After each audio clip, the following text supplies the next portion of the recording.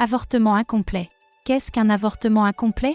Un avortement incomplet se produit lorsque votre corps ne parvient pas à se débarrasser complètement des tissus de la grossesse après un avortement provoqué ou à la suite d'une fausse couche.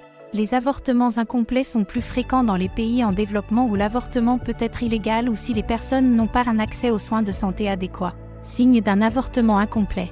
Si vous pensez avoir eu un avortement incomplet, il est important de rechercher les signes physiques typiques d'un avortement incomplet. Des douleurs abdominales basses ou pelviennes, des saignements vaginaux modérés à sévères, et une douleur irradiant vers le bas du dos, les organes génitaux ou les fesses. Que devrais-je faire si je pense que mon avortement n'est pas complet? Si vous pensez que votre avortement a été incomplet, il est préférable de consulter un prestataire de soins de santé qui pourra diagnostiquer correctement votre état. Si l'avortement incomplet est confirmé, il existe plusieurs options de prise en charge, à la fois chirurgicale et médicale. Comment diagnostiquer un avortement incomplet? Les prestataires de soins de santé peuvent identifier un avortement incomplet au moyen d'une analyse sanguine ou d'une échographie. Le test sanguin mesure la gonadotrophine chorionique humaine, HCG, une hormone associée à la grossesse. Si vous avez eu un avortement incomplet, ce taux sera bas. L'échographie permet de rechercher les tissus de la conception encore présents dans l'utérus. Comment puis-je prendre en charge un avortement incomplet? La méthode utilisée pour la prise en charge d'un avortement incomplet dépendra de votre état clinique et de vos préférences personnelles. Il existe deux méthodes principales pour prendre en charge un avortement incomplet. Prise en charge chirurgicale. Il s'agit d'une procédure également appelée aspiration sous vide, pratiquée en clinique. Lors de l'aspiration, votre prestataire de soins utilisera un dispositif sous vide pour extraire délicatement le contenu de votre utérus. Il existe deux types de prise en charge chirurgicale, l'aspiration manuelle et l'aspiration électrique. Ces méthodes sont similaires car elles utilisent toutes deux l'aspiration pour retirer le contenu de l'utérus. Prise en charge médicamenteuse. La prise en charge médicamenteuse consiste à prendre du misoprostol, un médicament abortif. Le misoprostol agit en se liant aux muscles et en provoquant des contractions dans l'utérus, aidant ainsi l'utérus à expulser son contenu. Le Centre pour la santé sexuelle et reproductive et la recherche, SSR, recommande plusieurs options de prise en charge pour les avortements incomplets, mais ces dernières varient en fonction de l'âge gestationnel.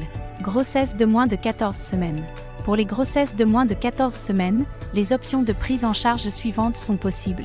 Aspiration sous vide et prise en charge médicamenteuse à l'aide de misoprostol. Il existe deux formes de misoprostol, oral et sublingual.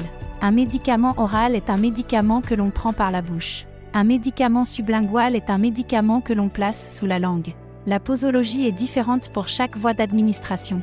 Le SSR recommande de prendre 6 cents de misoprostol oral ou 4 cents de misoprostol. Grossesse de 14 semaines ou plus. Pour les grossesses de 14 semaines ou plus, le SSR recommande une prise en charge médicamenteuse à l'aide de misoprostol.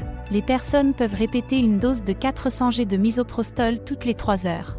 Il est disponible par voie sublinguale, sous la langue, vaginale, par le vagin, ou buccale, par la joue ou la bouche. À quoi dois-je m'attendre après la prise en charge d'un avortement incomplet? Si vous avez bénéficié d'une prise en charge pour un avortement incomplet, vous pouvez vous attendre à des saignements irréguliers ou à des taches pendant les 2 semaines qui suivent la procédure. Vous pouvez utiliser des serviettes hygiéniques pour gérer et surveiller les saignements. En cas d'utilisation de misoprostol, vous pouvez vous attendre à des saignements abondants pendant 4 jours. De plus, vous pouvez ressentir des crampes dès les 10 premières minutes suivant la prise du misoprostol.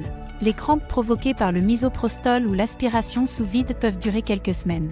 Les crampes peuvent ressembler à celles que vous ressentiriez lors de règles normales, ou être plus fortes. Cela est dû au fait que votre utérus se rétrécit pour retrouver sa taille initiale d'avant la grossesse.